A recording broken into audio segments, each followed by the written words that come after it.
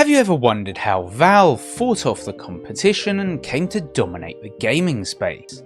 Have you ever wondered why the Steam Deck, Steam Frame and Steam Machine are all relatively cheap, considering the cutting edge tech that's packed into them? Have you ever wondered why Valve is one of the only gaming companies to never become a victim of its own success, screwing over fans and customers for a quick buck? What if I told you that it's all thanks to one genius business decision made 21 years ago by a man who had a clear vision of the future of video games? This is how Valve managed to not only dominate video games, but become synonymous with them. The year is 2004, November 16th to be precise, and Half-Life 2 is dropping through letterboxes around the world. Back then, PC games came on DVD discs like console games, and they had the packaging to match, unless you were in the US where giant cardboard boxes were still prevalent. The sound of PC disc trays opening at the same time on the same day caused ripples that registered on the Richter scale. And we were all expecting to install Half-Life 2 and see what Gordon was going to do after the calamitous events of the first game. We had read all of the PC Gamer articles talking about the amazing physics in the game and how you could move and destroy objects. And most of us had gone out and picked up new graphics cards so that we were ready for this. What we hadn't prepared for, however, was a new application called Steam. Steam had officially launched a few months before, but at this point it was mainly a way for Counter-Strike players to finally get regular patches and a good anti-cheat system. Now, Half-Life 2 required Steam to be installed and the game activated on this new olive drab application from Valve before we could dive into the world of City 17. For many of us, it was a shock. That's mainly because in 2004 the internet was still in its infancy and information wasn't as easy to come by as it is today, where everything is just a Google away. In any case, we installed Steam and Half-Life 2, but unbeknownst to us, we had actually just crossed the threshold into a new era of gaming that nobody except Gabe himself saw coming. To play this new universally acclaimed shooter, you had to sign up for Steam, even if you bought it in a box at the store. It was a landmark moment in the transition from the old model of digital ownership, CDs and CD keys, to the new one where game licenses are tied to online accounts. Looking back now, it was an absolutely genius business move from Valve. They capitalised on the popularity of their game to get their new platform onto PCs around the globe, because who is going to say, nah, I'm not installing that, so I just won't play Half-Life 2? By 2005, Valve had started selling non-Valve games through the Steam store, marking a shift from being a Valve game downloader and server browser to being a proper store. In 2006, the store expanded with even more games available, as well as demos and videos. At the end of 2008, Steam had a user base of 20 million. It had integrated Metacritic scores into its store pages and added new features like community, friends list and stat tracking. In 2011, the Steam Workshop was added, and in 2012 we got the infamous green light, which represents everything we love and hate about modern game development. We could play amazing indies that never would have found otherwise, but we also had to sift through metric tons of asset flips to find them. Every single year, Valve has updated Steam with more and more features. From user reviews and early access to SteamOS and virtual reality support. Now the Steam user base sits at a whopping 147 million users. But it's not just software that Valve has been on the cutting edge of. In 2015, Valve launched the Steam Machine, Steam Link and Steam Controller. And while they didn't really catch on, each product was a vision of the future. The Steam Machine allowed us to have a small PC attached to our TVs that allowed us to play our Steam library. The Steam Link was years and years ahead of the likes of PlayStation and Xbox when it came to playing games remotely. And the Steam Controller wanted you to be able to play all of your games with a controller, including genres like strategy, point and click adventures, and yeah, it wasn't all gravy, but you know, they were there. In 2019, Valve launched the Valve Index, their first VR headset. It had cutting-edge haptic feedback and remains one of the best VR headsets to this day.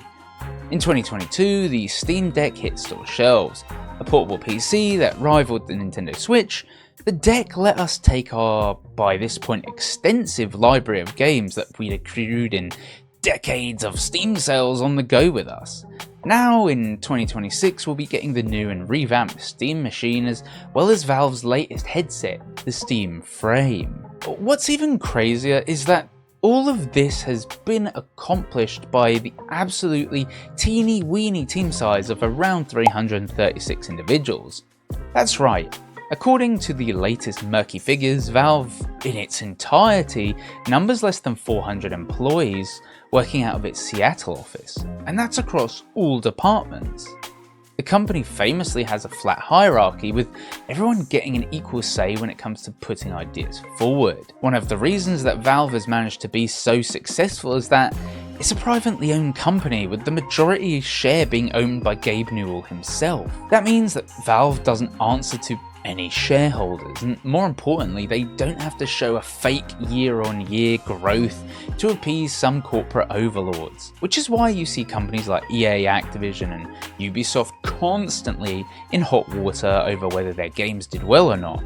Valve simply doesn't have those issues. But what gives Gabe and company the special sauce? Why can Valve slap out a Steam controller that no one buys and just shrug it off? Why can they sell the Steam Deck for less than $300 on sale? See, Valve's absolutely genius business model isn't actually that obvious until you sit down and really lay it all out. But suffice it to say that all of these software and hardware releases feed into it. Let me explain. We know Valve is always at the forefront of tech advancements, and the fact that they foresaw the direction gaming would go in, digital ownership and libraries, was the start of it all. Gabe snuck Steam onto our computers wrapped up in the delicious guise of Half-Life 2, much like how you have to give your dog or cat pills wrapped in treats to trick them, except this time we're the pets. Anyway, then they turned this seemingly innocuous application for playing Valve games into a storefront that sold games. Over time, Valve then created the idea of value, with Steam sales kicking down our doors and essentially forcing us to create our own backlogs. But that's the excuse I'm going with anyway. The next step was to create subsidized hardware that would keep us in the ecosystem that they had created by telling us things like, hey, you can take your Steam library anywhere with the Steam Deck. So we just bought even more games that we wanted to play on their devices. That's not to mention the fact that Valve gets a 30% cut of any games sold on Steam, which goes up to 100% if it's an actual Valve developed game that you're buying. I mean, the whole business model is genius from a purely capitalist point of view, and it was light years ahead of other huge game publishers who all still use Steam to publish their games today. But one thing you might not realize, because, well, it's hard to empathize with billionaires who take your money, is that this all actually benefits us in the end. Valve is a privately owned company, so there's no BS when it comes to making up inflated sales figures to appease its shareholders. This translates into Valve creating amazing games. I mean, has there ever been a bad Valve game? Disappointing maybe, but bad no. And yes, I know the memes about Half-Life 3 and Valve hardly ever releasing games, but this is actually a sign of the company's success and well thought out business plan. See, because Valve makes a commission on every game sold through the Steam store and is privately owned, it means that the team can work on games and hardware only when they think there's a desire for it. That's to say, we don't get a cookie cutter open world game every year that's just a reskin of the year before. Here's looking at you, Assassin's Creed. This intelligent business structure allows the Valve team to try out cool new products and concepts that are only pushed when they are truly new or innovative. The fact that their last Half-Life game in over a decade was Half-Life Alyx because it utilizes VR is a testament to this. The fact that Valve keeps their team small and doesn't overinflate itself means good pay for employees and no layoffs just because a single title did badly. The revenue from the Steam platform alone gives Valve the freedom to pursue all of its goals without a ticking clock, without hiring and firing every 5 seconds. Essentially, they can operate as a pro-consumer and pro-employee company that avoids being scum of the earth like a lot of major publishers. And yes, Gabe Newell might have just bought an obscene $500 million super yacht that has its own hospital on board because he's a billionaire.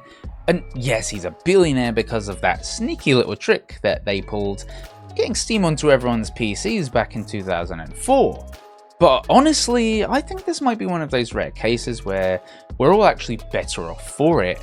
Valve popularized digital games, pretty much erasing the need for a disk drive. Valve gave us summer and winter sales that were, at least in the beginning, actually good deals. Valve has given us cutting edge technology and some of the best experiences you can have in video games.